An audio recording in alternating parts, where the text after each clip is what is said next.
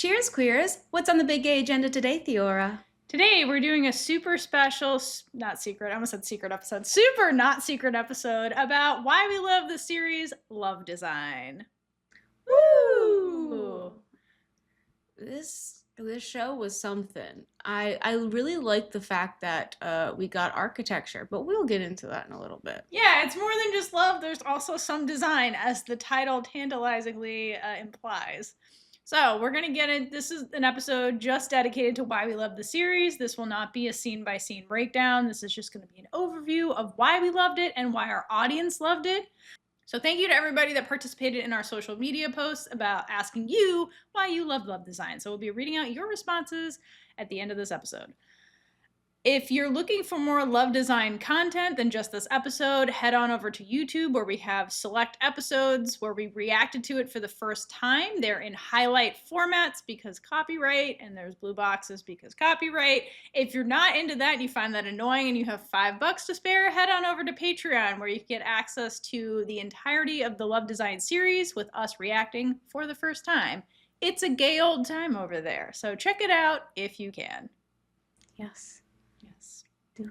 And if you don't have $5, go to Discord because we have a dedicated channel just to Love Design and you can gush about it with people that genuinely love the show and make some new friends. And if you just want to support us real quick, leave a comment wherever you can. You can do it on Spotify as well now. Or just leave a review anywhere, like connect with us on social media. That's how you can support us. That'd be great. And if you weren't able to participate in the poll about when we asked people, why did you love Love Design? Let us know in the comments why you love it. So let your voice be heard to other people that love it because they'll be watching this video. So yeah. Okay. So are you ready to get into why we love Love Design, Caitlin? Let's do it. All right. Before we begin, I have to give a very big apology because I messed up. Oh my God. Big Caitlin. time. Like jail. Jail for Caitlin. I am so sorry to all of you because I failed you. In our Thai Girl Love Award episode, I said the characters' names were V and Tetris. It is because my brain saw the letters in my head and flipped the T and the R. It is Tertis. I don't even know if I'm saying that correctly, but it's not Tetris. Yeah, so and I apologize. Our bad. Yeah, also, if you love Love Design, you should check out our Thai 2025 wrap-up episode where there were awards awarded, and Love Design did win an award. So go check that out. So, yeah. All right. So, Caitlin, you can get out of jail just to film this episode now. So, where would you like to start with why we love Love Design? I mean, I think there's only one place to start, which is the main characters. Okay, so let's get into Rin and Aokbab. So, where do you want to start? Let's start with how they meet. How they meet? Yes. So they did not have a very great start off meeting, but no, they did not. I think a lot of it was trying to show Rin's age, and they're really trying to play with that age gap. I personally do not see how that was too big of a gap. I don't know that they're trying to be like it's a big gap. They're just trying to enforce the fact that Rin is younger and has less life experience and therefore is more, I don't know, more naive about stuff, or at least that's the impression people have of her because of her age, even though like she's this like architectural prodigy. So like she is wise beyond her age.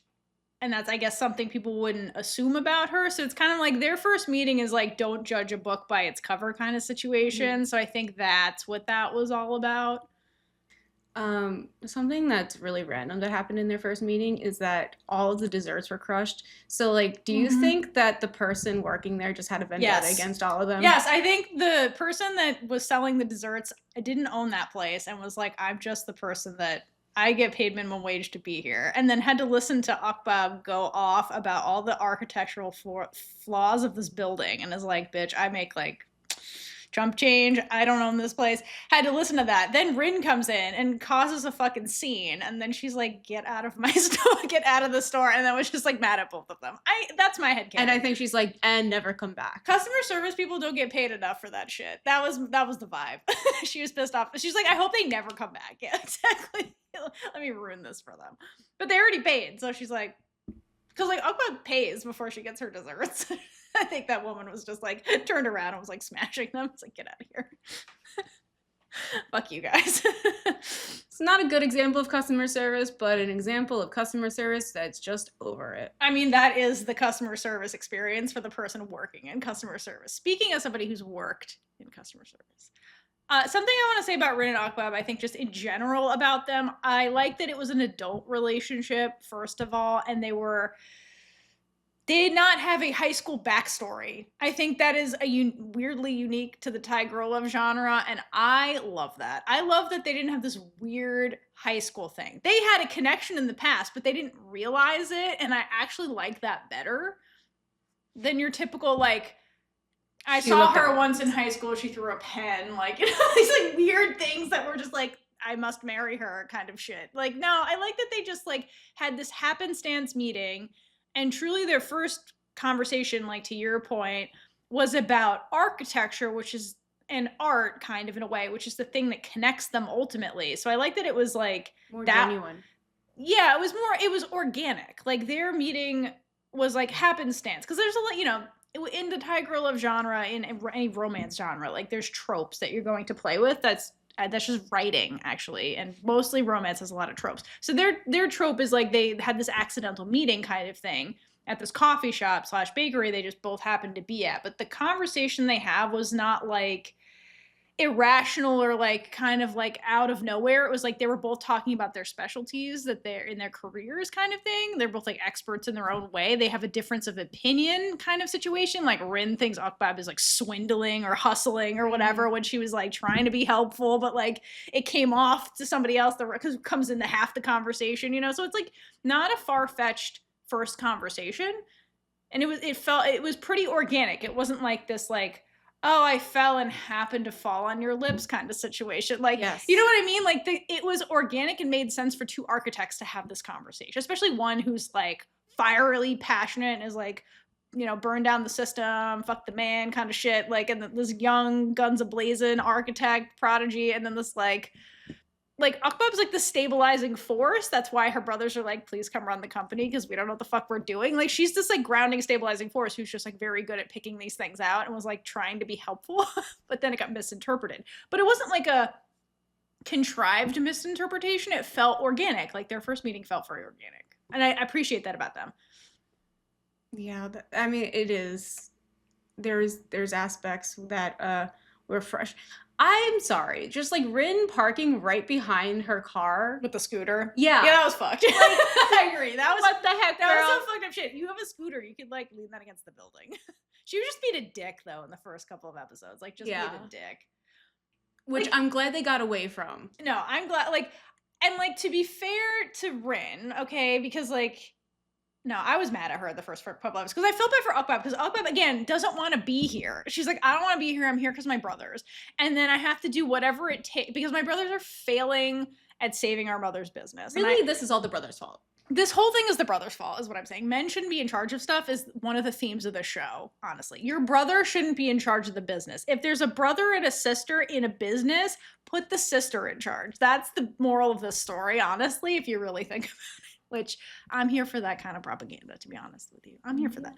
Yeah, I'm here for that too. But the thing is, like, Aokbab didn't want to be there. And then she's like, okay, we have to win this big competition. And she's not in a place where she's ready to get back into drawing yet because backstory shit we'll get into later. So then they have to try and hire the best possible person that will connect with the client. And so Rin happens to be that person because the client's wife, who's really in charge, loves her work. And so she has to do whatever it takes to get this person to save the business that her brothers are fucking up. So then, but then Rin power trips on him. Rin knows that and then like puts her through hell in the beginning because she's like, I know you need me and therefore I'm going to see what, are you going to really do whatever it takes? Like, I'm going to put you through fucking hell because I know I have all the power. So I don't like that she did that with Aokbab because like I felt bad for Aokbab because like she's like she doesn't want to be here. Like, you know, and then she's like, I gotta save the business. I guess I gotta keep doing all this fuck shit to keep this like but to be fair, like Rin's an artist, and like artists can be very eccentric and have crazy demands. See many Hollywood actors doing weird fucking shit. And then again, which is unfair to everybody else, because they're like, we need you because you're the lead, and therefore we have to put up with your bullshit. So like it is a thing that happens in the art world with like brilliantly eccentric people. So like it's not a far-fetched thing Rin was doing. It's just like I don't like how she knew, like her motivation was to piss off Aokbab. It wasn't like, and I don't like that personally. I do like that she reflects on it later, because I appreciate that, because people are fucked up. People do fuck up shit to each other. Let's be honest. So like it's not unrealistic. I just didn't like it, but I do like that she kind of like was like, oh yeah, I need to stop doing this. Like she matures honestly throughout the show. To be honest, she has the most growth. By the end, I'm on her side. I'm like, what the? Yeah, I'm fully on Rin's side. Okay. I was on Rin's side at the end. I was like the first episode, God, I'm like, I don't like this character. Why? But no, by the end, Theora and I literally looked at each other. We're like, I'm with her. I like her the best. What's happening? Yeah, like she's the best. She's the best. But to be fair, like now that I'm thinking about it, with her having like the power in the situation, it's kind of making it so when the power dynamic is Aokbab's her boss, it's not as much of an issue in a power imbalance. It's not Gap where you have Sam fucking overrun. Because like she's already established dominance in the workforce as well. So they're more equals. Yeah, exactly. The fact that Rin is like the linchpin to that competition erased the power dynamic from the, again, a very common Thai girl love trope, which is, you know, boss employee relationship thing. I agree with that. So it made me feel less weird about that, because we're always doing that shit. But I agree. They felt more like equals in the workplace because Rin was so so at the top of her field kind of thing. She was so important in her job. And you see that Rin is so dedicated to it as well. Like she's not just talk, she is show. Like she's like, oh, I'm like there is a reason behind her doing this stuff. Yeah, totally. And I love that we got to see that. Also, props to her to being like, when my shift is over, I'm done. Oh yeah, the boundaries that she totally ignores after a while. Because when we first enter the scene, when Aokbab's first coming into this company, like the employees were living at that building. Yeah. Like it was a shit show. Which means that was the brothers doing. They're terrible. They should not be in charge of shit. That's what I keep saying. But yeah, so like I like that Rin, because again, like it's very like, I think people can find this relatable if you work in like, I don't know, maybe wherever you work, where if you're not in charge, basically, you feel obligated to like do extra so that they keep you. Mm-hmm. So like it could have been that was, even though like the brothers frame it as like we're a family. It's like, this is still a workplace. But also like, again, even in a family, you're like, I don't want to let my family members down. Therefore, I will go above and beyond what my job description is to not let the family down. So then you end up in a situation where like the employees are living at their office. So like Rin comes in who has no attachment whatsoever to any of this. She's like, I'm basically a freelancer. I'm here to do this job, and then I leave. I don't give a fuck about any of you. She didn't want to make friends with anybody. She's like, I don't want to be invested. This is a job. Mm-hmm. Which, girl, yes, it's a job. So she's like, 6 o'clock, 5 o'clock, my shift's over. I'm not answering phones. I'm not doing anything work related. Fuck that. Otherwise, like, pay me. Pay me extra. Even then, I don't want the money. Like, I don't want to do extra. I will work within my... I appreciate that she did that, because, like, that needs to be just normalized in work. Yes. Back to the we're a family thing. At least in America, you'll find, like, people tell you to... If a company tells you that, avoid them immediately, because they're saying that we're a family to make you work harder for them. Yeah. But I agree with you. But in Thailand, like family is a big... Yeah, that's true. If they're framing it as a family, I feel like then there's this obligation from like the siblings of the family. You know what I mean? I feel like that's kind of like what they're getting at by framing it that way. So then you end up with everybody living together at the fucking company, which is not normal. That should not be normalized. It is a job. Everybody be Rin. Get the fuck out of there with your shit. I do like... Normalize that. What Rin did. I like that about her.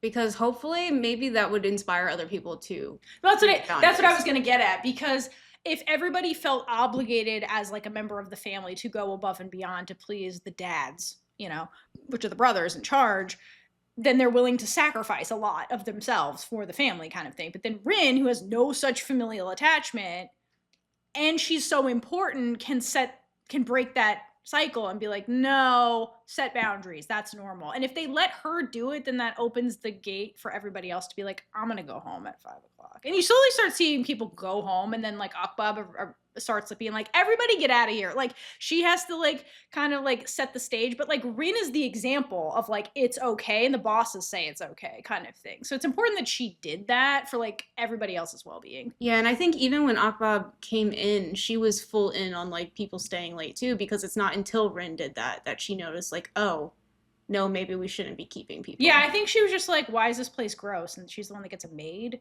But yeah, she doesn't originally stop the working insane hours thing, but slowly she gives them a healthier environment. Right, she gives them a more hygienic environment to do it in. Bug problem, which was hilarious, but anyway. So I appreciate that about Rin, honestly. Yeah, like there's some traits that you can be frustrated with, but at the end of the day, there's a lot of things that you can learn from her, and it's just showing that age really doesn't matter. You can learn something from everybody. Yep, agreed.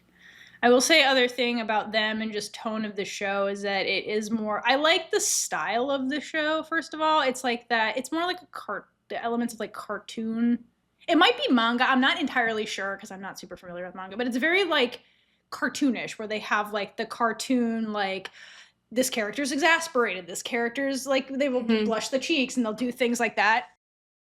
So I kind of like that element. It makes it more whimsical and fits along like the comedy element of it that I also like. They did a good job of balancing like drama, even the drama, and it was never so dramatic. Yeah. You know what I mean? It wasn't like high highs, low lows kind of show in terms of emotions they were trying to depict. It was pretty consistent, and it like oscillated between drama and comedy, and I thought it was a balanced tone, which I liked. It was more natural in like realism as well. Mm-hmm. Yeah, it didn't feel soap opera-y, basically, because I think there was going for a more cartoon style genre, which I like. I enjoy that. I will say a thing I like about Rin and Aokbab is like their cute moments are very cute.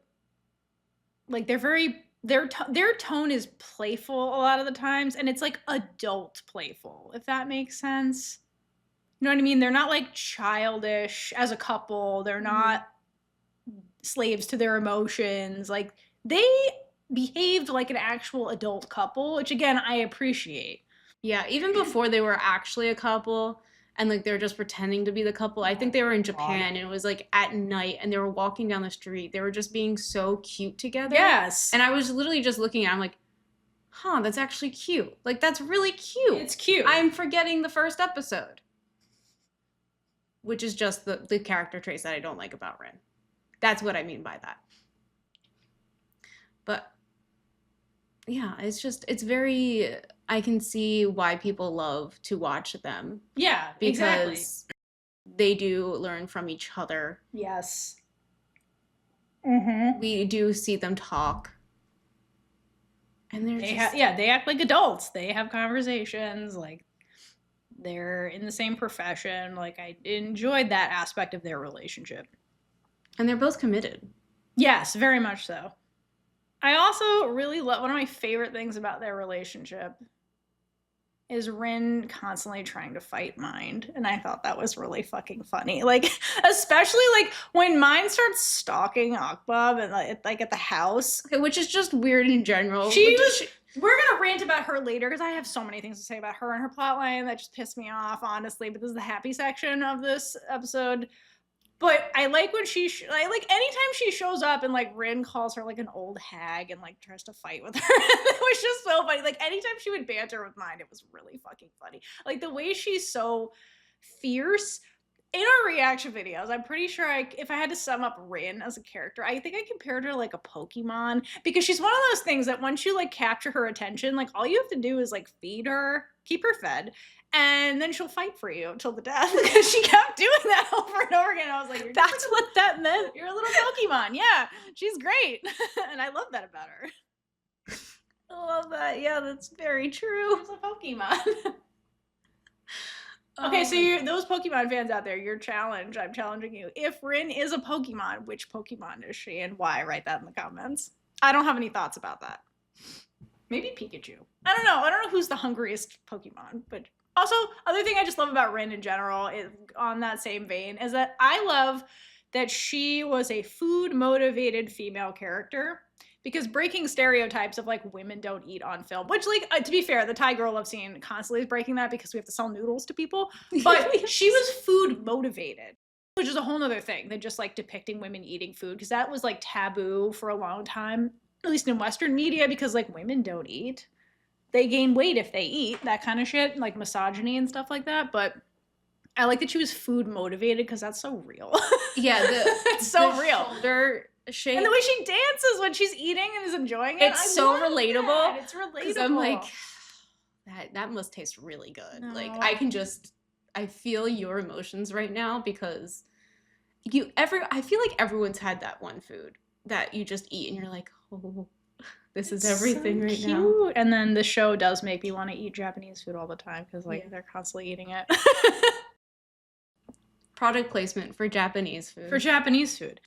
All right. Other thing I like about their relationship is, okay, so I like why they fell in love, okay?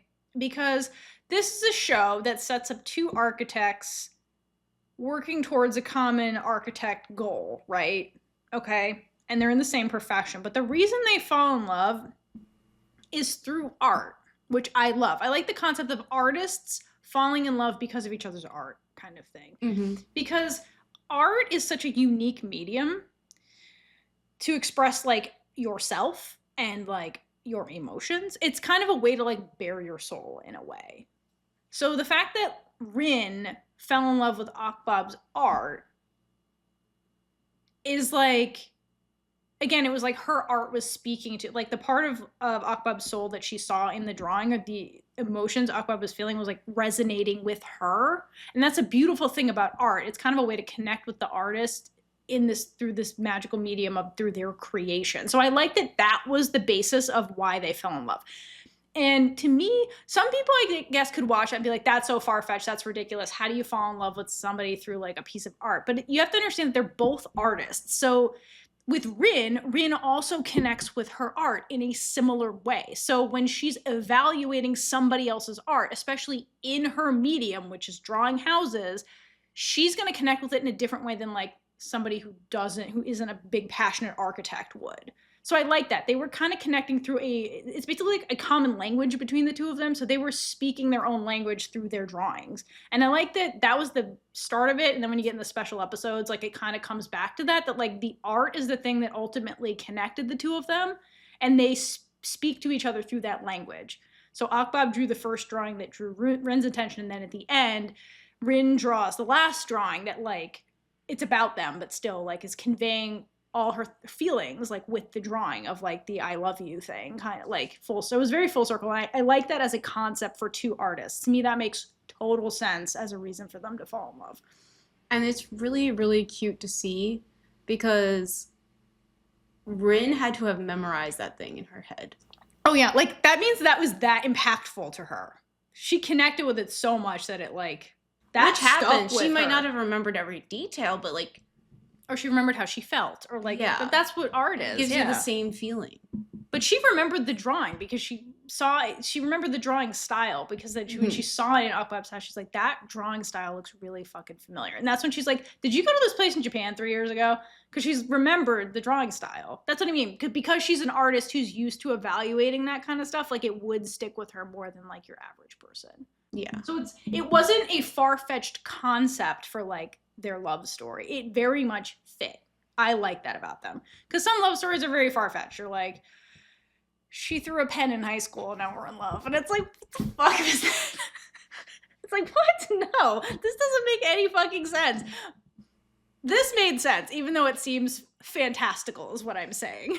Because art is fantastical. Like, yeah, and it's just, it shows that the world is small. Yes. And like people don't 100%. just say that. Like shows don't just say that. Like the No, world is very small. Exactly. Like this is a random example. Like Theor and I lived an hour away from each other years ago, and we didn't know each other at that point. It was insane. We Plutoed each other by accident. Yeah. Like I was literally really close. I was literally like right near Theora's house years ago, and had no idea. Yeah. And it's just the world is so small, even though it's huge, but we can connect through art and media, and that's what I mean. We're all here because we are connecting with this particular piece of art, which is the show. So it is not a far-fetched concept. It's actually relatable to all of us here today. Yeah. Something that's not relatable, and on this vein of why they fell in love, the thing I don't like about it is I think Rin taking the book she found on a tour of Japan before trying to find the owner of the book was bananas. Like, girl, you gotta return that. Especially because apparently she found it right in front of a coffee shop. Like, what if the person was in there? You could have... Yeah. Like, that was crazy. So, like, she came full circle to where she found it. Hours later, though. Like, that was crazy. Like, girl, return that. Yeah, maybe she could have met the owner of the book sooner. Like, you know, been like, this is great. Can I look through it? But no, she's like, let me take this on a tour of Japan first, then return it. Like, girl. Oh, it's a free tour guide. Right, that was bananas. Like, that was crazy. Oh my gosh. But correct me if I'm wrong. I believe that her losing the book is the reason that Aokbab meets a man in the park. Yes. And I love this part of the storyline because she's so upset, this kind man helps her and like gets her, like encourages her to keep drawing, and they draw together.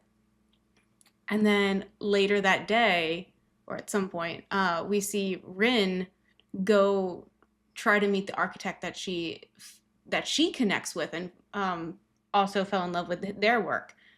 And then like we see that it's the same person, and so like even that's like a misconnection with them, because that guy is now the connection between the two of them. Yeah, he's part of their love story back. Oh, it's just so that part is really, really cute, because now it's like, I wonder if they ever talked about that. Weren't they talking about it? I don't remember. I feel like they were when that story came out. I don't know. Connect me up. Oh yeah, actually, I think they did. They did talk about it, yeah. Because like that, it's such a cute, like, oh, I got to draw with the person that you admired. Yeah, that's amazing. That's pretty cute. And like for Aokbab to not even notice that this was a really famous architect. That part was the funniest part for me. She's like, he's some homeless guy in the park. I don't know. It's like some famous dude. But he was so sweet, and I love that. Like, we have like a great famous architect that was kind. Yes. And a normal person. Yeah. It was so cute. That was really, really cute. Something else I liked about their story was there is an element of fake dating in there, which I love. I thought the way they did it was clever, because it tied back to their mission to build this house for the couple that has 5 houses. So I thought it was clever the way they did it. It wasn't like the full focus of anything. And it did not, because of the premise of it, because it was under the guy, like Rin kept doing it under the guise of like, no, we have to do this house.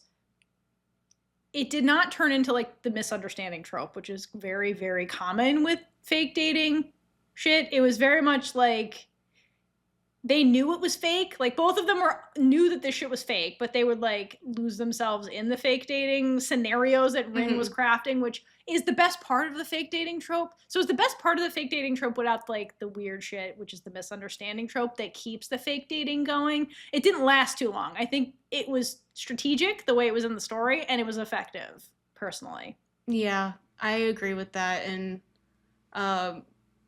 Rin was just like, no, we're gonna keep doing this, because she knew what she wanted. Yeah, it was the way to break down Aokbab's walls, because to be fair to Aokbab, she got fucked. No, seriously, she got screwed over in her last relationship. If she never dated again, it would be totally understandable, especially another architect. Yeah, like, how do you trust anybody? Yes, exactly. So like, she has fully justified to be like, no, honestly. But Rin was like trying to like melt the walls down slowly, and it worked. And it wasn't like in an intrusive way or a stalking way or Akbab's being like, no, absolutely not, leave me. Like Rin respected her boundaries. I like that about Rin. I don't think she was too pushy or like she doesn't really cross the line in like a toxic kind of way. Oh yeah, like force herself on her. Yeah, like stalk her and that kind of shit that other girl loves do, and we have to ignore when they get together. But like, yeah, Rin never did any of that shit. Like, I think she was written as a character who like appropriately was like testing boundaries, but then would back off when Akbab was like, no. She respected her. She respected Akbab as a person. And why that's not common in more TV shows, I don't know, but I like that about the way they were written. Yes. Yes. Because it's healthier. Because it's how life should be. Yeah. We shouldn't be like, you know what, women say the opposite of what they actually mean, so I'm just, every time you say no, I'm just gonna keep, but we stop perpetuating that if you persist enough, eventually she's gonna love you. Because that doesn't always happen. No, and it's harmful to women in particular. So can we not do that with our women-loving women stories? It's a bad, bad message, and we should not be perpetuating it in our media. Anyway, we should perpetuate this, where it's like, sure, she's recovering from a fucked up relationship, and she's clearly still not over it. She's trying to process it, but it was so fucked, it took her so long. So let's push a little, and then I'll back off when she tells me to, kind of thing. So I like that Rin did that. I thought that was a healthy way to try to court somebody like Aokbab. Something else that I really love. Wait, I have one more thing, the fake dating. Sorry. One more thing about the fake dating that I loved. My favorite part of all of that is when they were doing the Japan thing, and then Rin's like, how do you think the dude proposed? And then starts fake proposing to her in the middle of this park. And then the people in the park got so invested in this proposal. And then poor Akbab's like, fuck, what do I do? They're like waiting for me to say yes. And this is fake. That was so fucking funny. Like the way that went down was hilarious. It's one of my favorite scenes in the show. It was so funny. The fact that random people on the street were excited for them. In Japan. Oh yeah, in Japan. Country. And they're like, oh, this gay couple is getting engaged. Yeah, that's amazing. Let's go root for them. I hope they're not planning on getting married here. So fucking funny. That was one of my favorite scenes. That was hilarious. Poor Akbab. That poor woman. Like, God damn it, what do I do? If I say no, I look like an asshole to this child that's watching me. It was so. Oh yeah, there was a child. It was so funny. And then at the end, they just go back to what they're doing. The child's pointing. Yeah, it was so fucking funny. It was very funny. We're a part of your proposal, and you're like, fuck, this isn't real. And it's like, don't ruin the magic for the child. Right? No, it was magical for everybody except Akbab. Poor woman. No, something else that was magical for Aokbab is so in the past, Aokbab gave a drawing to Mind. Yes, she sure did. She was so invested in the relationship. But at the end, we get Rin giving Aokbab a drawing. Yeah. And like it was just kind of like full circle and just shows how much she cares about her. And even though it wasn't like an architecture drawing, it was of them and their relationship. And it's just kind of showing that where Aokbab was in the relationship with Mind, Rin is there with Aokbab. And that means full all in and like fully committed to them. Yeah. Yeah, that's a really good point. Yeah, because again, it's like them speaking through art to each other. Mm-hmm. But that's a good addition. Thank you. That was good. Okay. Something else I like about the show, pivoting from the Aokbab-Rin relationship, is Rin's sister. I fucking loved her. She's great. She deserves the world. She really does. End of vacation. She deserves a vacation because she works so hard. And had to manage Rin working for her in the beginning. Oh my god, that was terrible. Her job in itself is managing Rin. Yeah, she was like, being stubborn. Yeah, she's like, get out of here. You're actually causing me more work. I'm very glad that she got romance plot and gets the man of her dreams by the end. Oh, That yeah. was so cute. That was very It was cute. so How, like, he cute. literally catches her. Yes. And that, like, the scene, I believe it's in the special episode for Rin and Aokbab, and Rin is, like, teasing them. Because she's like, well, how would you feel if a feng shui master, like, told you to, you have to get married? And they go, they just start blushing, because, like, they would love that. It was so cute. It was so cute. And just to see that someone else loves her just as much as she loves them, because she's worked so hard. You can tell, like, taking care of Rin too. Yeah, as the big older sister. Yeah. And, like, he was there working in the shop with her. Like, he hustles and he has multiple jobs, but, like, he made the time to help her. Yeah. Yeah. He was committed. Yes. What we know of him, such a great guy. Yeah, what we were shown. Other thing I love is the way she was, like, when Aokbab finally showed up and, like, kept showing up. I like that the sister was like, Rin, get the hell out of here and go with her. She, like, literally was like, take my sister, please. Like, yeah, she literally works with Aokbab. It's like, here, this is what you do. Get her out of here. Give her a job. I don't want her working for me anymore. I just get her out of here. She likes salmon. Get her out of my house. That was really funny. I know it's out of a place of love for her to be like, I want my sister to be happy, but also she's like, I need some peace and quiet. Part of it was her starting to be a little selfish. Yeah, it can't be both. Into a place of being open for love. Right, exactly. Because this is the first time she's been able to, like, really think about herself. Again, those sisters set boundaries. Right. They are setting personal boundaries to help themselves. It's such a great aspect to show. And it wasn't toxic the way they did it. Yeah. Honestly, it was very reasonable. Very. Yeah, I wish we had a little bit more time with her, because a lot happened off screen, but I understand why, and I'm not mad at it. I'm happy she got a lot of scenes and stuff, and, like, a lot happened with that character. I just wish we had more of.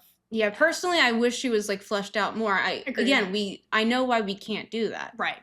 There's a lot of characters in this show, honestly. We had to spend so much time on Mind. Okay. I'll rant about that later. But we had to spend so much time on Mind that we couldn't devote, like, a fraction of that to, like, the sister. Yeah. So, but I'm glad we got what we got, to be honest. Speaking of things off screen / kind of on screen, another element of the show that I liked, going back to Aokbab, was I really loved the backstory about her and her mother, especially when they were in Japan, or she's having the flashbacks. That was beautifully done. To her and her mother in Japan. Like, baby Aokbab and her mom, and, like, they were just crying on the set. Like, I was crying watching that. That was so beautiful. When it cut to baby Aokbab and her, and we realized what that was. It was amazing. Oh my gosh. I love that. It was, first of all, the child was adorable. Second of all, like, just that whole, like, I wanted to take my mom here. Yes, no, I'm like, oh my god, yeah. And, like, yeah, that was, I loved that. Because then they bonded over their mommy trauma. Their mommy issues. They were bonding over mommy issues. Which is real. But I love that. I like the way that was shot, to your point. But I also just like that element of Aokbab's story. And, like, it really helped explain why she was willing to put up with her brother's bullshit. to, like, save this architecture firm. Yeah. Because, like, her relationship with her mother just meant so much. And she really did shape this her. Was... like, her mom's legacy. Well, it's also, like, the last piece of my mom that I have. Yeah. Like, you know, so it was more than, it was a good motivator for a lot of things, and it helped explain Aokbab as a person and, you know, how she got to where she is in terms of her career and things like that. So I thought that was a good addition, because then the main motivation was, like, it could have easily been the girlfriend I had in high school that was also into this, but I like that her story wasn't just about that. We had the mom connection too. And I really like that. Yeah. All right. But before we continue talking about all the reasons that we love design, we have to give some shout outs for our Chaos crew on Patreon. Woo! Our Chaos Crew members on the Big Gay Ride or Die tier and above are Amix Monzone _multi, Ariel W, Danny L, Erica LC, Here For It, Jill L, Jasmine O, Cassie M, Kelsey S, Leona, Michelle G, Monet F, Moving Forward Leading, Nancy D, National _Bicon, Pooja S, Regina B, and Worchipichin. Woo! And our featured Big Gay supporter members for this episode are SLS, Joanna C, and Sabine W. Yay! Thank you so much for all of your support, and thank you all for watching, listening to this. We really appreciate you. Just by doing that, you are showing us your support. If you want to support us further, please leave a comment, subscribe, follow the podcast. Whatever that platform you're consuming this episode on allows you to do all the things, because that'll help us keep spreading the joy of queer content and getting you all the content that you want. And if you want to tell us what you want, make sure you join our Patreon, where you can vote for things and have your voice heard over there. If you can't do that, totally fine. Make sure you join the Discord, and we will talk to you there as well as many other people who love the same media that you do. All right. So we've mentioned them before, but I just want to take a moment to talk about these brothers, because although they're extremely frustrating and don't know how to run a company, they are hilarious. They are. And you can tell that they love their sister. Yes. They're just incapable of running a business and being in charge of people. Yeah, mainly that. Because they literally just take off randomly to go camping. Yes. Well, the younger brother does. He should not be in charge of anything. No, the not younger whatsoever. brother. No, he was terrible. In the first episode, he's refusing to do his job. I was like, this is what you guys are feeling. The big brother's like, the client asked you to redo this thing. And he's like, it's impossible. I don't have time. I'm not doing it. Fuck that shit. And it's like, this is why you're failing. It's you. You're the reason. It's not your employees. You're the problem. Sir. It's Sir, look in the mirror. Yeah. Yeah. But they were funny. They did really love Aokbab. Yeah, and root for her relationship. And that proposal that I'm still really surprised. Anyway, we'll get there. Yeah, so just props to the brothers for being hilarious. Props to the brothers for being hilarious. Props to whoever... I didn't read the novel, so I'm not sure what is canon and what isn't in terms of the novel, but shout out to whoever made the younger brother queer. Yes. I was happy about that. I still think that him and Mine's brother had a relationship, and that was actually the reason everything blew up. And I don't think that's her brother. Huh? I don't think that was her brother. Mine's brother? Yeah, no, that's her half brother. My mom, they had the same dad. Her mom was the mistress. That was the other reason. So she had to take care of him when he got sick. Yeah, that is her brother. Okay, I'm sorry.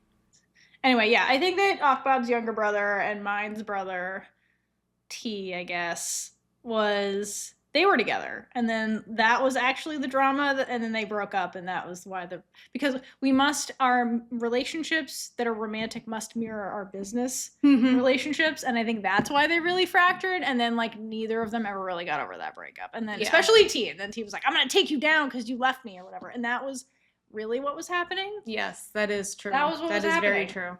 That's what was happening. That was what was happening. Yeah. Yep. In case you were wondering. Because you definitely were. You definitely were. Other thing I liked about Love Design, you pointed this out, is that it had a plot. The plot plotted, and they stuck with the plot. The plot made sense. The plot actually was relevant to their jobs. Yeah, there was a lot of care taken into the presentations. They didn't just be like, oh, we're having a presentation today. All right, let's skip it. We saw the presentation, and actually, I think some of the scenes were maybe a little too long. Agreed. I don't think they used their time wisely in certain things. But yes, they actually gave us the whole thing of we're presenting our design and why we're doing it. Yeah, and we got details of why they chose to do things. I will say that they also chose the correct answer for the first competition. I wholeheartedly agree. I just want to talk about this for a second. I wholeheartedly agree. So the whole thing. This is Mind design versus Jinka architecture, and explain what each premise was for the designs, in case people don't remember. Mind stole Jinta's first design. Yes. Concept, which is, I forget what the first concept was.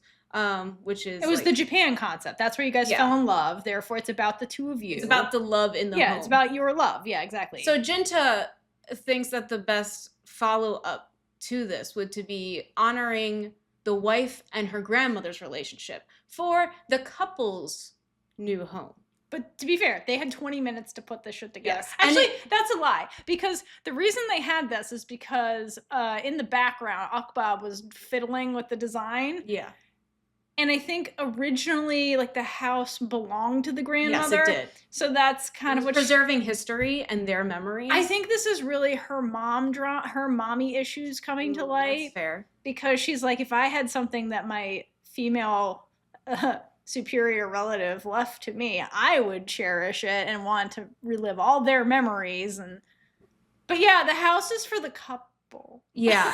And like, props to the wife, because the husband was like, I don't care. I just want to be with you. You can choose the design. And she's like, no, I want to make memories with you. That's important to me now. Yeah. And they end up, spoiler alert, choosing Mind Space is design, which is technically which is Jinta's design. Their first go at it, which was the correct way to go at it. I mean, they did pull something off in 20 minutes, which is valid. Yeah. But I really that thought concept was not going to win.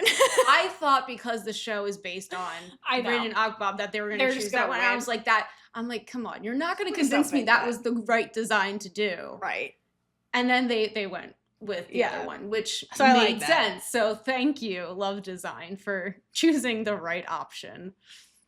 Yeah. And I did love getting to see, well, you know what? I was about to say I loved getting to see what they do and like all the different types of like how you can design something. But do you want to go to the next point? However, something that confuses the shit out of me about this show is that when I'm watching it, it makes me question what architects really do, because why are they doing so much interior design? Unless the younger brother is not an architect, he is an interior design person, and that's just part of the proposal when you're proposing things. They're an to all-in-one clients. company. But it's an architect company. Yeah, and they seem to just do a lot of things that architects don't actually do. Yeah, I don't know much about architecture. Koi ponds.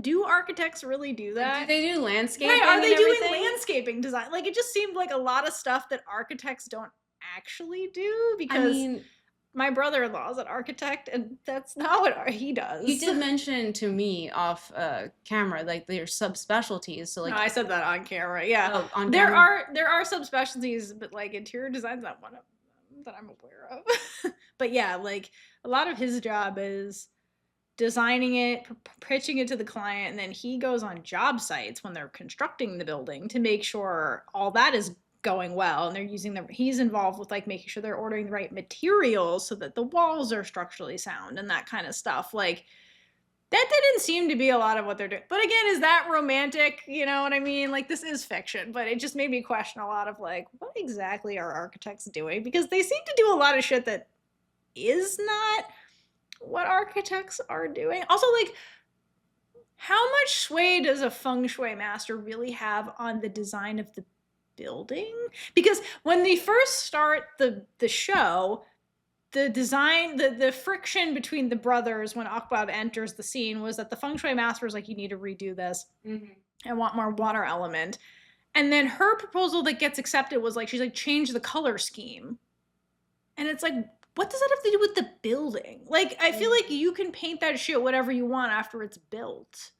The fuck does that have to do with the arch? And that was what was accepted. It's not like, oh, you need to like open up the space in the kitchen because of whatever, the feng shui of it.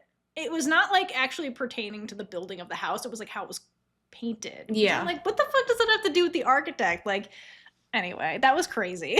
Unless architecturing is very different. Very different in Thailand. Maybe they're painting also and decorating. Right. Maybe an architect firm does more than that in Thailand. Sounds like a lot. Doesn't sound like America. But anyway. Which is fine. Nobody needs to be America, let's be honest. Yes. Speaking of something that wouldn't happen in America, especially on American TV, the other thing I like about the show is that they had a positive message about vaccinations. Yes. Yes. Specifically HPV. Yes. And took care to really educate the audience on it, not just like casually mention it either. Like, yes, fully be like, these are the benefits of it. It doesn't matter who you're into. Yes. It's beneficial to you. It prevents cancer. And like, I do love that they had, I believe, Aokbab be scared of needles. Yeah, because that's real. Yeah, and so, but like, that can't deter you from getting something that's going to help you. Prevent cancer. Yeah. So I do love that they added that. I personally feel like there was a little too many scenes focused on that because it seemed a little preachy. That's fair. To me personally.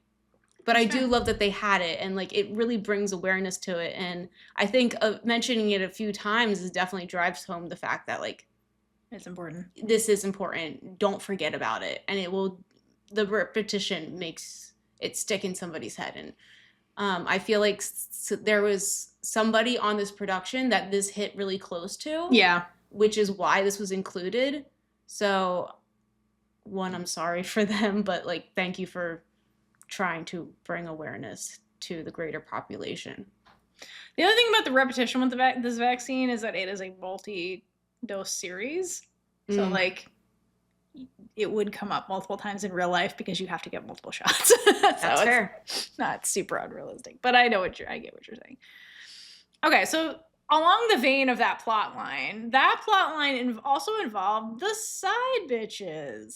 Yeah. Yes. Who I really loved that throughout the story they were well developed. They had their own independent plot line for the most part, and they were not toxic when they easily could have been. Oh yes. Especially rival architect firms, like they easily could have been sabotaging. As soon as we knew that they worked for the opposing architecture firms, I'm like, all right, yeah, sabotaging. V is stealing Tertus's like files, right, or vice versa. Yeah, they're sabotaging each other. Yeah, I didn't think that. I figured it'd be Mind sabotaging the other one because they wouldn't have like the main people. But later on, she's getting paid off by the brother. Yeah. So yeah, no, it easily could have been both of them throughout the story. Like sabotaging each other. Yeah, but in the beginning, Mind's company is evil, so therefore. But like they easily both could have been sabotaging each other. Yeah, and I love how we get the scene of them both working in the office. And you could easily like look over the other person's shoulder to look at the design, and like they don't. Yes, they set boundaries. Yes. We're setting boundaries in this show, which I appreciate. Oh my and they gosh. stick to it. And then I like that the show gave them their own episode. Like the fact that they just did that. When they, the draw for most series is like the main ship because that's what gets engagement. That's what draws the fans. I like that they were like, you know what? You can have your own special chapter episode. Yeah, just and when we were watching, I was like, oh, they wanted them to do this because they had a lot of product placement to do. But they did do a lot of they could have still had the main couple do a product placement episode. Like, they really cared about the side couple to give them their own. And they gave them their own episode. I was surprised. I am too. And I think that's great for them. And I hope more productions will like take care of their side characters and like appreciate them. Also, like, that's a way to launch a potential new acting pair. That's true. Yeah. Because like this year, like Harmony Secret, for example, like, Luckme and Sonia are like change their like main girl love pair, and then from that show, the side bitches on that show are getting their own show. So like it is a way to soft launch new acting pairs. But like if you did it as a solo episode, you could get some good metrics as a company to be like, oh, people are into them. Like maybe we should. That's good. It's kind of like a backdoor pilot. Yeah, like a backdoor. Yeah. Soft launching, like kind of thing. Yeah, exactly. Test the waters with this. So I was just surprised they even did that because they easily could have like had those two episodes and then like interspersed the two stories. That would have made more sense to me, honestly. Yeah, but like part of me wishes they did that. I'm cool with it, to be honest with you. Yeah, I guess there's pros and cons to both approaches. Kayla doesn't like the actual story that went on for the side bitches in the last episode because I feel like they ignored some of the character development that they had in the show and character traits. Their traits, yeah. Like the fact that they were not toxic. Yes. I don't appreciate. I mean, this could just be this could just be from the novel, and I really don't know. I don't like the fact that they at the very end were like, "Let's be Akbab and Rin," Mm-hmm. because they weren't. Like, They why did we have never to do cared that? about their relationship. Right? No, that's why I like them as a side couple, because they weren't just like exposition for the main like in Poisonous Love, for example, like Bo and Sarita. Like, they are, yes, they are a side couple, but every single one of their conversations are about the main couple. Kind of like in Blank, like Sam and Mon are there, but every single conversation that Sam and Mon are having is about Big Mom. Mm-hmm. Because they're not their own people. But in Love Design, V and Turtis are their own fucking people, and they're not really talking about Rin and Akbab's relationship. They talk about like work-related shit that has to do with them, but they're not sitting there being like, I'm really worried about Akbab and Rin's relationship. Like the way they do in Poisonous Love, they're like, I'm so worried about their relationship. And it's like, why are you in bed with your partner having this conversation? This is kind of weird. Like, let them be people. So yeah, it was really weird because they just weren't that side bitch couple. They weren't propping up the main couple. That wasn't their job. Like, they got to be their own people until like the very end. Yeah. Which was weird. And then it's like, because like the reason I don't like it for them either specifically is that a lot of their story throughout the main show is like them trying to forge their own path. Like, they were like, we want our own house so that we can have our own life and make our own decisions and like, you know, build our life together. And like, they were very focused on that. And then in the end, they're like, let's be them. Like, it was just weird for them. You know what I mean? As a couple. It just did not match what we knew about them. It did not match. It was cute that they were in Japan. It was incredible the production team sent those two actors to Japan to film this stuff. That's an investment. So that's cool. But it was just, it didn't, for me, fit those two characters as written in the actual series. So it was weird. But I liked the beginning of it where we got to see like how they met and how they kept Plutoing each other and like, yeah, that kind of stuff. Like, okay, I'm sorry, but the one on the car, that was fucking ridiculous. No, that was never. That was ridiculous. Me that they didn't look at each other. The cars separating them. That was ridiculous. Like standing. Yeah, that was hilarious. But that was absurd. But it made me laugh though, because I was like, come on. I mean, to be fair, Turtis is very short. And I loved seeing that height shot. difference. The height difference was very cute. It was so, yeah, to be fair, she probably couldn't see her over the car. Honestly. Which makes that funnier. She probably literally couldn't see her. That is hilarious, actually. Okay. So, last point that I have is not a why I love this. This is the thing that frustrated me the most about the show, which is Mind and that whole fucking plot line. Now, I will say, I do, again, this is a story about adults. So for Aokbab to have relationship baggage that she is still processing and dealing with as an adult totally makes sense, because she got so fucked over by Mind and then literally like never got over that relationship, because it's one of those things where I don't think she ever fully processed it, fully healed, fully moved on. She just kind of like left and went to Japan to kind of like start a new life without dealing with the old one fully. So then she gets thrown back into it, and then Mind starts fucking harassing her. And then she's forced to confront the past that she was running from. And that totally makes sense, because that happens in real life, and this is what happens with adults. This is why adult relationships are more fun, because you have baggage that's messy and you have to go through it. I totally get all of that. What I did not like in the series is that we get all these flashbacks with Mind and Aokbab, and I understand why they're there. They are there because Aokbab's not over the past, and we as the audience don't fully know what the hell happened, and we have to see what happened. However, I don't need 20-minute flashbacks of Mind and Aokbab as teenagers every episode to emphasize that. Because here's the deal, like Aokbab, the actor that plays her in the present, does an amazing job of conveying the fact that she's not okay and is not over this, so I don't need a 20-minute flashback to explain it. Like, I feel like their flashbacks could have been shorter and like to the point, to be like, oh, that they were both architects too. Oh, she was her tutor. Oh, look, when they were in love, they were really in love. That could their flashback should have been limited to 2 minutes tops per episode, because there were just so many of them. They were so long, and they just took me out of the present And like in the end, it did not change my opinion of Mind. Like it didn't humanize her to me. It just it didn't really help me because I understood that Aokbab was upset. Like I didn't need the flashback to really explain that to me. I got Nothing was ever going to change my opinion of what she did to Akbab. And then, like, she tried to pretend like it was nothing. That's the big issue, too. Like, she had no remorse. And then she's harassing her. Again, she's like the opposite spectrum of Rin. You know, she keeps coming at her and she's like, no, I want to talk to you. And Akbab's like, leave me the fuck alone. And then she keeps coming back and keeps going. She's like, she's the embodiment of the, if I persist long enough, she's going to eventually say yes to me. Versus Rin, who is not that character, who's like, she tells me no, I back off. So like, I do like the contrast in the present of those two things, because the persist long enough shit is fucking toxic, and here's Mind embodying that. Love that. I don't need a 20-minute flashback per episode to explain to me that they were loved ones.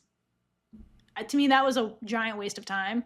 And then because of that, we couldn't give more time to like Rin's sister. We couldn't flesh out Rin as a person more. I would have loved to see Rin's character development more, because she Agreed. Right. developed off screen, really. Agreed. And I think that the novel was probably written from Akbab's point of view.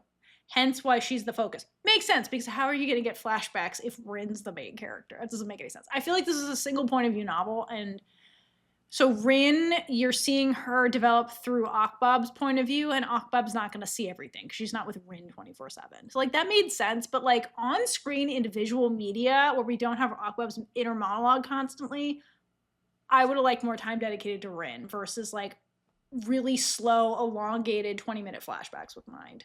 I got that they were in love.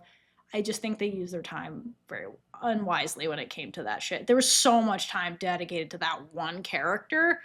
I didn't need personally. I didn't need that. I didn't need that. And then I understand why we get to episode 7 and then we finally, at the end, get her being like, this is what really happened. To me, it made it worse for me. I know some people are like, okay, it humanizes her. I'm like, did it? Because what was her motivation for fucking over her girlfriend? Her motivation was that she was the bastard child, okay, of the family and a woman. And so therefore when dad never saw her as a human being. So she was trying to win his affection, okay, because she's at all these disadvantages. Then he gets sick and she has to become the sole caregiver while she's in high school, which is stressful and that is no easy fucking feat. So she's like, okay, how about I enter this competition for architecture, trying to win that. And if I win it, he'll finally think I'm worth something. Right? Okay, that's her motivation. So she tries drawing her own drawings and it's not working. It's not working. She still has not submitted to the competition. Okay, then dad dies. Dad's dead. Then Akbab shows her the drawing and she's like, oh, I could use that. Dad's dead. So what is the motivation now for winning this thing? Like they set up the motivation as the dad dies, and then she does it anyway, even though her motivation as written doesn't exist anymore. So in that moment, she just fucked over Akbab for what? It's for her own personal gain, and that's why I can't forgive that. Right, that's what I mean. To me, this made me like not connect with her at all, because I was like, I can be empathetic to the fact that you're trying to win your father's approval and you had all these disadvantages that are out of your control. Like, your dad was a horrible person who cheated on his legal wife, got somebody else pregnant. You were the result of that. So you're the black sheep of the family for something he did, not you. And then you end up having to, as a child, be a caregiver to a dying adult, which is a full-time job actually people get paid for. And you had to go to school while your brother got to gallivant and do whatever because he was the legal child and a man.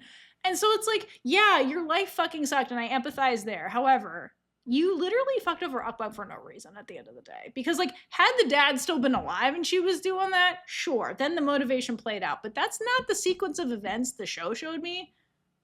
Yeah, there's... So, like, what the fuck? There was no reason for her to do that then anymore. There wasn't a reason. So then, to your point, she was winning that for herself. Yeah, there's no good reason to steal someone's work fully. Like, I understand, like, people use other, like, designs and, like, build upon it. That's fair use in America, at least. But to fully just take her drawing and be like, oh, okay, I'll pass this off as my own. Like, she wasn't going to find out she was also in the same school as you. Like, This was. But how did Akbab not find out for a whole year? That's true. I guess she's not observant. Yeah, that was crazy. That was just so stupid. Like, I don't like the way that was written. It just felt very fucked up. But I understand they're trying to be like, that's how desperate she was, hence why she did that. It was just like her being desperate, and it's like, sure, but you're trying to connect it back to the dad who's dead now, and so like, there's no one to impress anymore, so she did that for herself, which was crazy. And then like harasses Akbab like 10 years later or whatever the hell this picks up, and then like is like, no, you must talk to me now. I was like, girl, she don't owe you shit. And then like, she was so annoying as a character. I'm just really upset with the amount of time that got dedicated to her, to be honest. That's it's like, fair. she's not redeemable. Like, no, you can't tell me she's redeemable. She's not redeemable to me. That was just really fucking fucked up. But like, I do understand where it's like, time has passed. I recognize what I did was wrong now, and I want to like make it up to you.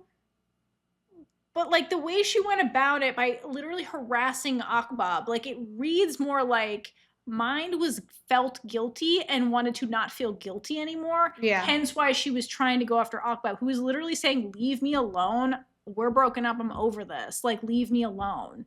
Yes. Like, if she really was like, it's because I care about you and I'm sorry, she would have backed off.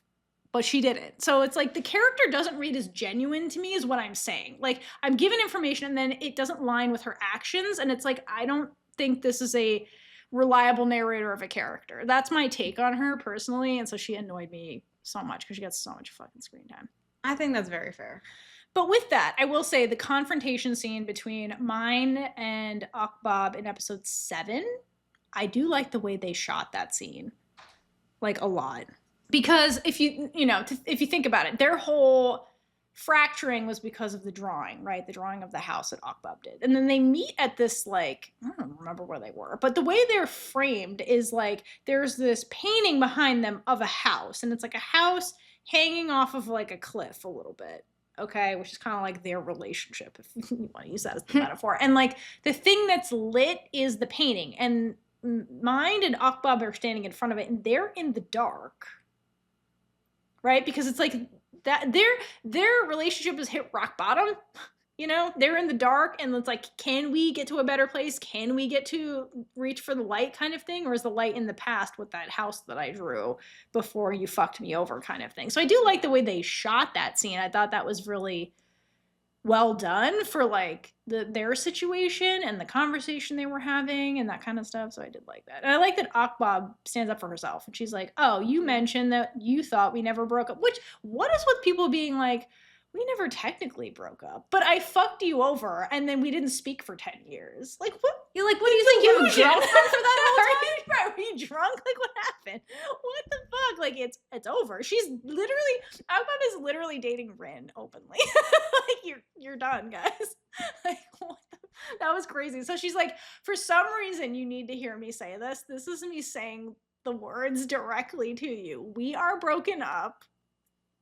Goodbye. Like, good riddance. Like, I'm so proud of I liked her character development, because at the beginning Aokbab was really a pushover. She was a people pleaser, like a hardcore one, and then through meeting Rin, who wasn't a people pleaser, like the opposite of that, I think one of the things she learned was for her to set her own boundaries through Rin. And so I like that you get this, penultimate scene with them where she's like, this is me very explicitly setting boundaries you cannot misconstrue as some bullshit. We are broken up. With some bullshit, yeah. Like, it's very true. Mine was on her bullshit a lot of the show. It pissed me off. Like, remember the Instagram thing? Like, what was she? Oh my gosh. The way gosh. she was stalking her was crazy. Yeah, the fact that she got a phone call 2 seconds after putting it public. After being like public. Like, what the fuck? The level of stalking was creepy and fucking weird for somebody you haven't talked to in so long. Like, and you fucked over. It was so frustrating. But again, the conversation when Rin picks up the phone, that was hilarious. That was so funny. Because she's like, what is this fuck shit? Rin was like a sane person when she was interacting with the Mind stuff. She was like, what the fuck is this? This is fucked up. Anyway. Oh gosh, this show, it's given us a lot. It has. Is there anything else you'd like to talk about before we move over to our actually wrap this up kind of thing? I don't think so. Okay, before we jump into our listener comments, we should do our Big Gay Energy Award. I'm gonna give it to Rin anytime she tried to fight Mind, because I thought that was fucking hilarious, to be honest with you. Especially when she was like doing the thing, she was like, I'll fight. She does like the fists. That was so fucking funny. Oh my gosh, that was funny. Oh, sorry. I actually forgot to think about this ahead of time. I feel like Rin is just big gay energy. I know, Rin has a lot of big gay energy. Oh my god, the other scene that I love that I forgot to talk about. Remember when Aokbab goes to like what was that room where she's like crashing, beating shit up with the bat? Oh, the smash room or whatever. Yeah. I love that. She's like, let me take out my frustration physically. That's a healthy way to deal with anger. Yes, I love that. is. That was great. You know, yeah, just Rin. Just Rin. Rin. She's like big gay Pokemon energy. Love her. Taylor Swift song. Do you have one? I had one. Hold on.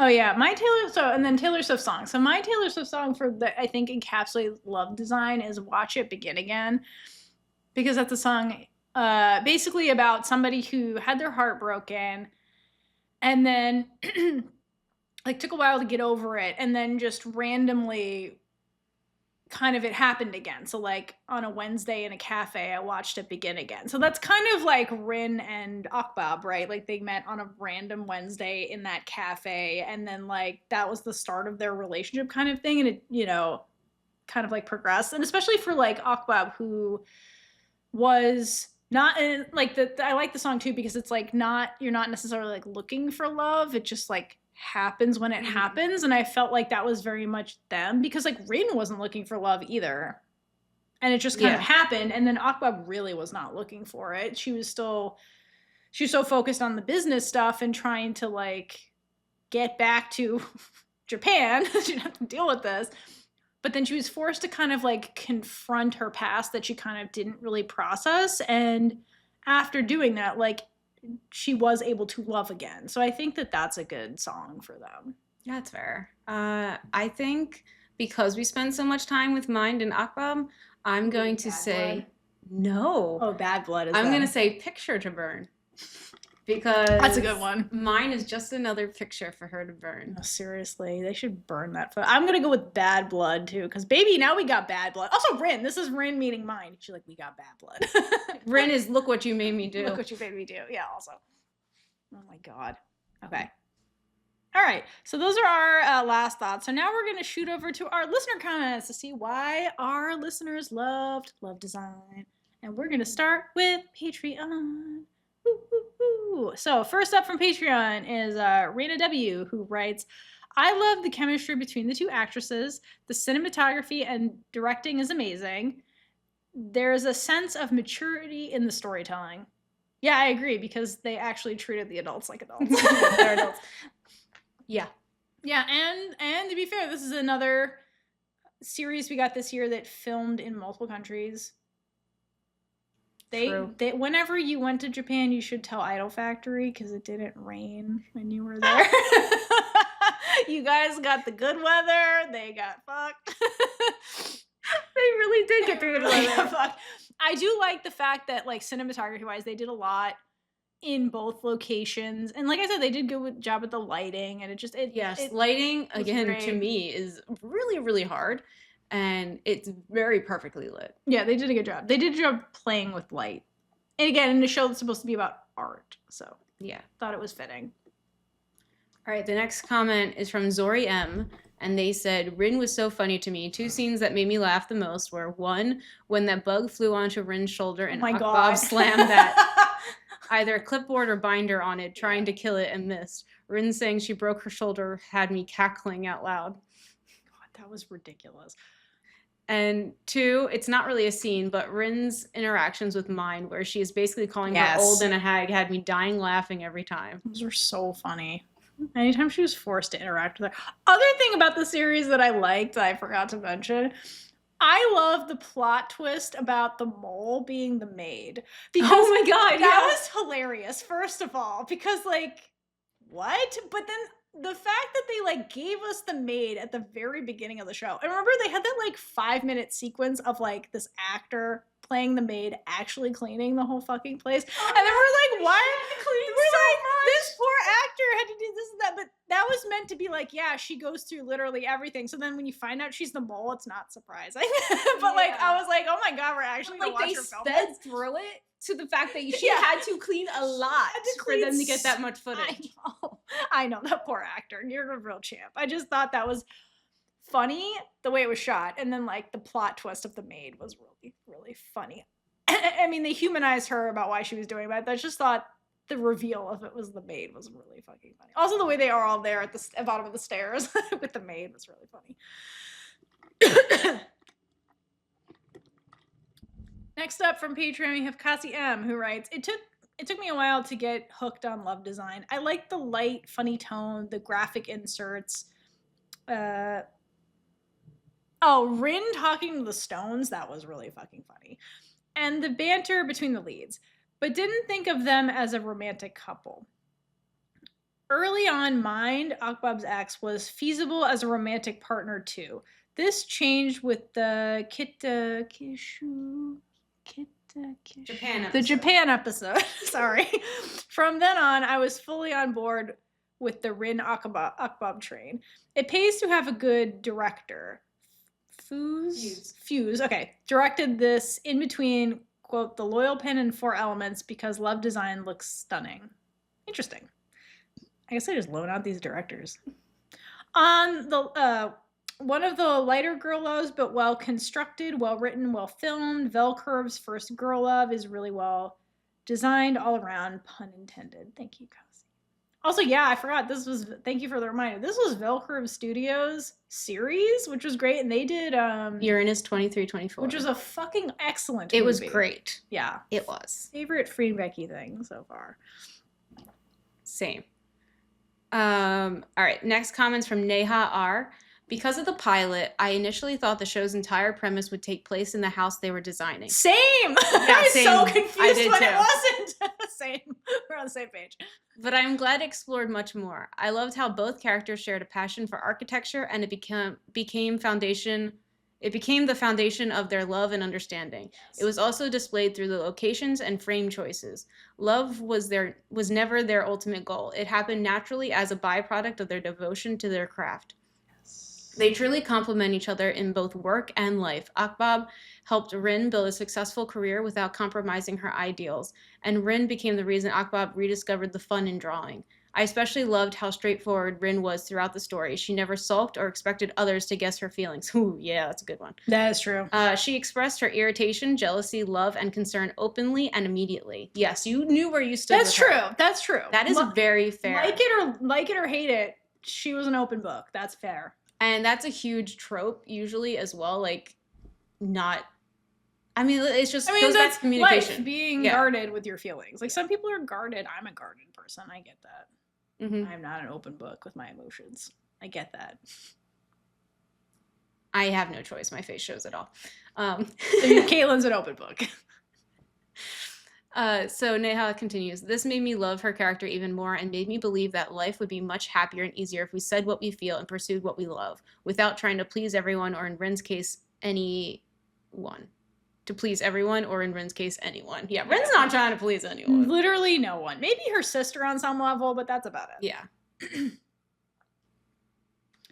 All right, next up we have from Leona. And Leona writes, I find the series okay. I like the humor. I think they spend too much time on Mind's love story with one of the main characters. Yeah, same. Yeah, I agree. No notes. Sorry. I love it. Agreed. All right. Next comments from twice_Thai-girl loves. Well, GLS _. I love the chemistry of the actresses and how real the characters they portray feel. They are fantastic actresses who can take me on an emotional journey along with both these characters. They made me feel like I was intruding on a real couple's life. I like the comedy and how they didn't try to make serious situations/conversations into a joke or get out of them with a joke. The cinematography was amazing, and the pace of the relationship and the plot felt natural to me. Akbab and Rin are a green flag couple, with Rin becoming a whole green forest starting episode 3. Yeah. I was glad to see that they still had the banter / bickering we saw in the beginning of the series when they were dating, because it wouldn't make sense for Rin to change her personality completely. Yes. And Yes. and I just like their playful banter. I also love the soundtrack for this show. Yeah, I agree. The banter, that's a really good point. Because it doesn't just go away, you know? It doesn't make any fucking sense. All right, next up we got Keiyoshi, who writes, great storytelling, solid plot, and very well-paced show. I enjoyed the dynamics between the two lead characters. I especially love that we actually see the characters falling in love as they get to know each other, and not because of some random childhood incident that one or both obsess over for years. Yes. Every other show. Yes. Even when it's not in the novel and it gets added into the show, it's so frustrating. KOC continues.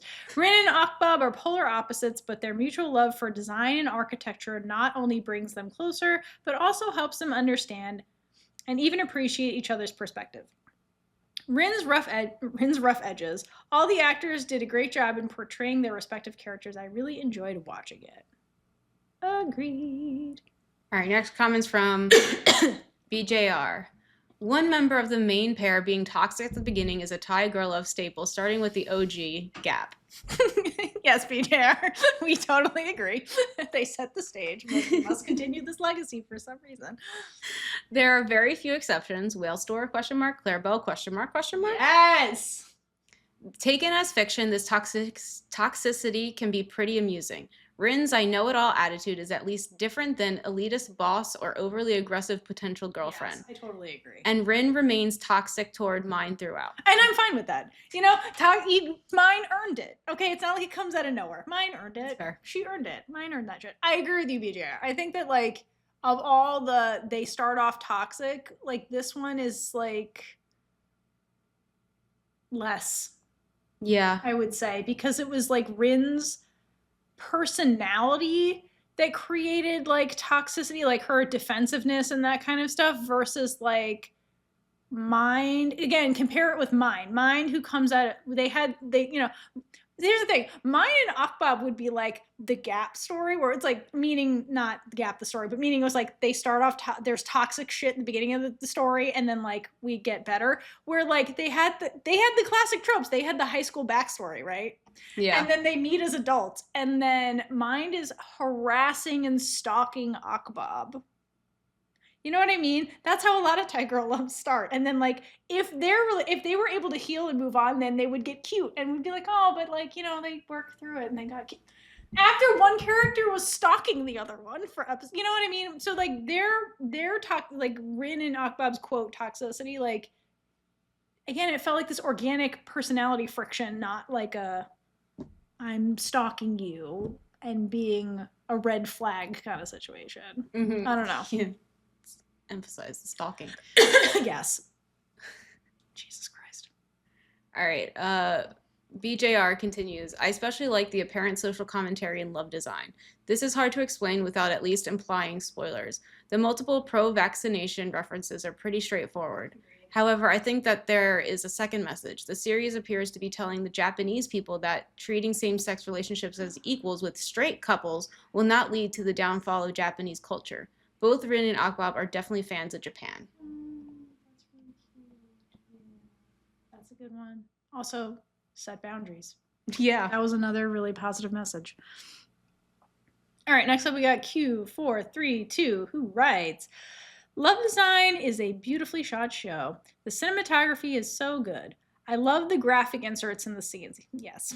The background music and music of the show is one of the main assets. Sorry, I was reading the wrong line. Bringing seasoned actresses to portray the roles of Aokbab and Rin is such a masterpiece. Yeah, I've heard a lot about these two actors being like veterans. I think you actually say that, but yeah, the micro expressions were on point. I agree, especially like the actor that played Aokbab does a really good job with micro expressions, which I love in acting and is not always ubiquitous in the Thai girl love space. Which it could be again, This seems more like a soap opera genre, so it could be like a lot more of it the is like acting style of the genre. a lot of things is like theater acting that they do, Yeah. which is over dramatic. Correct. Because That's when soap you're opera doing acting. theater, you're People can't see micro yeah, you can't see expressions. You anything, can't so you see it. can't do Right. like small movements. Right. Nobody can see that. So it's a skill to be able to develop that. Yeah, totally. The microexpression. Okay, I love the story and the character arcs. Aokbab evolves from a heartbroken architect resentful over stolen ideas, as she should be, to a leader embracing originality and collaboration, confronting the past's betrayals maturely. Yes. Rin grows as the stable partner, modeling vulnerability and equality, guiding Aokbab towards open communication through consistent support. Yes. Oh, and then Q432 gives their Big Gay Energy Award, which, yes, Big Gay Energy Award is when Rin takes the phone from Aokbab and answers and tells Mai not to disturb her on their honeymoon. Yeah, that screams Big Gay Energy. That was amazing, and you are correct. That is the right answer for the show. And then they continue with their Taylor Swift songs that fit this series. So, Fate of Ophelia. Oh shit, yeah, that's Aokbab, isn't it? Oh shit, that's a good one. Begin Again. Yeah, so we agree. Begin Again. Daylight. That's another good one because that's coming out of the darkness of a broken heart. And now I see Daylight. Daylight. That's a good one. Oh my god, for Mind and Aokbab. LOML. Sorry, from the Torture Poets Department. That's hilarious. Thank you for adding those. We appreciate when at least one person plays along with those. Thank you. Yes, it always makes us very happy when other people do the Big Gay Energy Award and Taylor Swift songs. It's really cute. All right, so we're gonna go from Patreon over to YouTube, and we're going to start with Crimson Studios comment. Who wrote us another novel. Yes. Thank you, Crimson Studios. And also, we have not read this in its entirety, so you will probably get live reactions from this, which I know you like. Yes. All right. Are you ready? Oh boy, let's go. I was wondering when you guys will be doing this one. I love a lot of things about love design. You can't wait. First off, Rin and her Jane. Oh shit! How do I say that? Do you know how to say it? I don't know how to say it. I don't know. Cat noises. She's so silly and very cat-coded, and our beloved food-motivated cat. Yes, I love that about her. Rin aside, I think the story, although simple, it was very well written, despite some questionable choices like mind age gap with Aokbab that I saw a lot of discourse about online. What was there? What was the age gap really? Someone was like, I knew you were going to ask about this, so here's the age gap. There's another response. I don't think so. I don't think it's on here, but it was to a reaction video. Oh, I see. But yeah, it wasn't here. So I forget what the ages are, but it's not very big. I was gonna say they were in high school together. It can't be that big. No. Anyway, we watched Blank the series. Like our age gap threshold is a lot bigger than you think. Yeah. That's nothing. That's if nothing. You get less than that gap, that's nothing. If you're not at least a whole person's age in between, I think we're all right. A whole adult, you know? Yeah. Okay, I have to reread that sentence to go into the next one because it's just funny. That I saw a lot of discourse about online. Twitter is a toxic swamp at all. But I think sometimes we need to pay some attention to what's said inside of a fandom, not necessarily letting it affect our judgment on things, but assisting us to form our own opinions. Anyhow, to me, it wasn't a big deal since it's not stated literally in the show, and the context clues could be interpreted. Yes. In a way that makes Mind and Aokbab's former relationship palatable. Basically rewriting the show in my mind. Did we miss something? Anyway, it's okay if it still bothers you. It was a very weird decision, but I don't think demonizing Mind is it either. Anyway, this heavy subject out of the way, one thing I loved the most was the comedy. This year was amazing for people who perform more of a comedic show than a dramatic one. You know, like me, if you couldn't guess already. Same. Yeah, same. So like they're saying Queendom. Somewhere, somehow, and Love Design nailed it, honestly. Agreed. Contrary to common belief, writing comedy is very hard and nailing it is even harder. Yes. And that's with the fact that comedy is subjective. I might find something funny. You might find the same thing unfunny. Well, those 3 shows I mentioned before nailed it for me, especially again, Jane and her noises. I need to make a video compilation of those noises.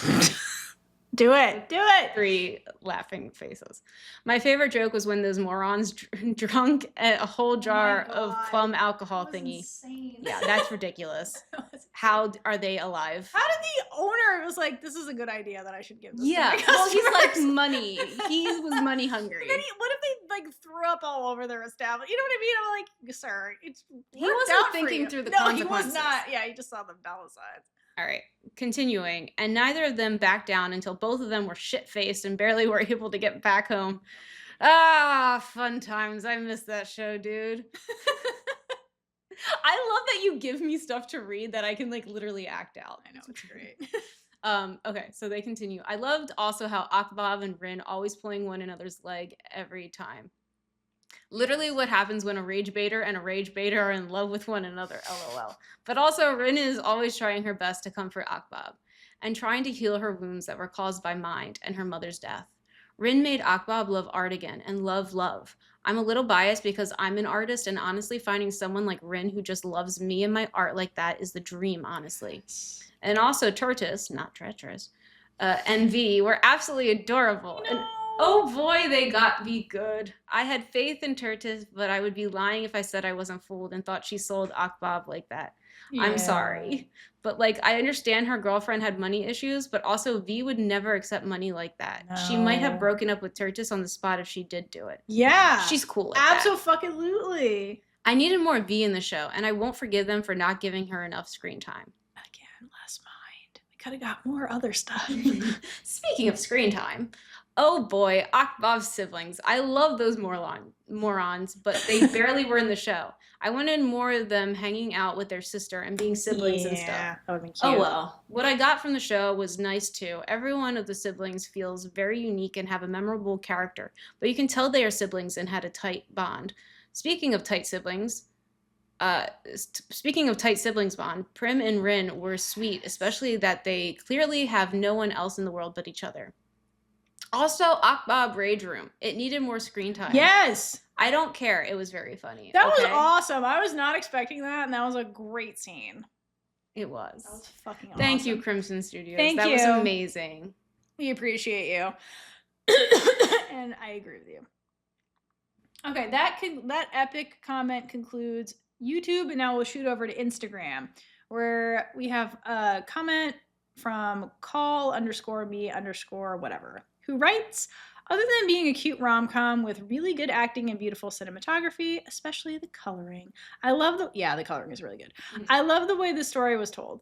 The dynamic between the main characters was fun and engaging, and you could really see their growth. You could read so much from just their faces, and the way some scenes are filmed let us see through their point of view. Like, we literally watch them fall for each other, which we rarely get in other shows. It feels simple, but it's such an important choice for me. Even Mind's character had layers. She wasn't a villain just for the sake of it. I wouldn't say I forgive her, but I do understand her. And honestly, the visual storytelling and love design is brilliant. It is very visually stunning. Yeah, which is important when you're like literally talking about design. Art, yeah, art, design and art. Yeah, I totally agree. All right, the next comment's from Lexar1986. Yay, my fave. That is why they love it. Okay, next we have music_lover_writer, right? It's a green flag feel-good rom-com. That honestly is the most succinct way to describe it. Yeah. Our last comment from Instagram is from Pishta. Best series of 2025 in my honest opinion, or humble opinion. Yep, another concise way to put it. All right, thank you guys on Instagram. And then we're going to conclude with our comments from Threads. So our first one is from Rozipoo, who writes, much like Us the series, Love Design depicted a healthy relationship. The acting is good with both leads having years of experience. The storyline is pure romance without it being toxic. Without toxic parents as welcomed. Honestly, yeah. They were just all dead. We didn't even have parents. They just killed them all. That's true. That is very true. They killed them all. All right. They went for body count over toxicity. Oh my god, yeah, that was really funny. Yeah, they're just like, we'll just kill them all. Then you can't have toxic parents. I forgot about that. Okay. The actress that plays I forget. I don't know how to say the actress's names, to be honest. I thought it was Jane, but Jania, I think. Most recently was in Mad Unicorn, parentheses, by the way, highly recommended. And Cow is an industry veteran. If I'm saying these names wrong, I'm sorry. Jania and Cow not operating yet under the Thai girl love MO of being tied together makes this series seem more precious. Question mark. That's my favorite part. It has since been confirmed they will pair up again, but not until 2026. Oh, 2027. 2027, sorry. That's very interesting. Yeah. So they're not like, hey, this is a new ship and they will do every single project together, which I think is valid. Yes. So we should do that more. That is really great. All right, last comment is from Magui. Woo! Romance shows aren't really my cup of tea. I'm drawn to more mind-bending, psychological, and mind-bending. Sorry, I think it's supposed to be mind-bending. Mind-bending, psychological, and thought-provoking ones. Girl love shows and films, on the other hand, are something I check out from time to time because of, quote, representation.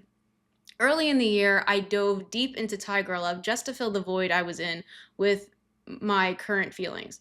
But after watching each series, none of them really stood out or left a huge impact on how my view of real-life romance changes. Then Love Design caught me off guard. The show introduces two characters on opposite ends of polarity in a comedic way, throws in a beautiful twist of fate, tackles universally relatable internal and external conflicts, and delivers resolutions that actually make sense. More than that, it builds organic chemistry, one you can easily imagine happening in real life. It's hard to pick a favorite part of the series because of how well the narrative is crafted. Every detail and every character feels connected and integral to the story. But if I had to choose, Rin would be my favorite. Her outlook on life and the clever ways she got Aokbab to break down her walls are genuinely admirable. The special ep deserves a mention as well. It brings the series full circle through effective use of parallelism in filmmaking, highlighting the contrast between the then and the now. It also introduced a conflict at the last minute and managed to close it beautifully.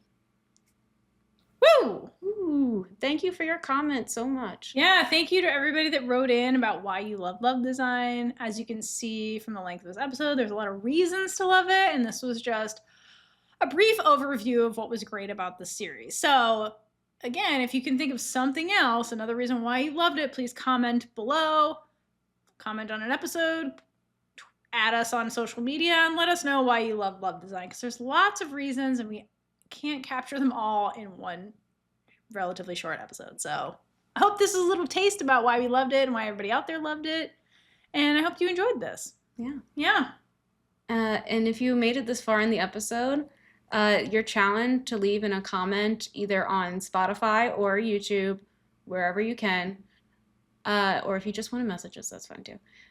What design in Love Design would you choose? Like out of all of them that everybody pitched in the competition? Yeah. Yeah. Because there's multiple competition, but like which designs are your favorite? Which designs are your favorite? And also, if you made it this far and don't remember, if Rin was a Pokemon, which Pokemon is she and why? I would love to know. I can't wait for people to answer that and then me being like, Fiora, explain this to me. I can't wait for that to be out of context in our comment section. Yes. So if anything, if you're a fan of comedy, please leave one of those with no context, and people will not understand what the hell's going on when they're just looking at those videos. Yeah, if you do that in a review too, that'd be really fun. That'd be really fucking funny. So anyway, hope you enjoyed Love Design. We'll be back to talk about another series because that's what we do. And until next time, hydrate for lesbian Jesus. And gay it up all over the place. Bye. Bye.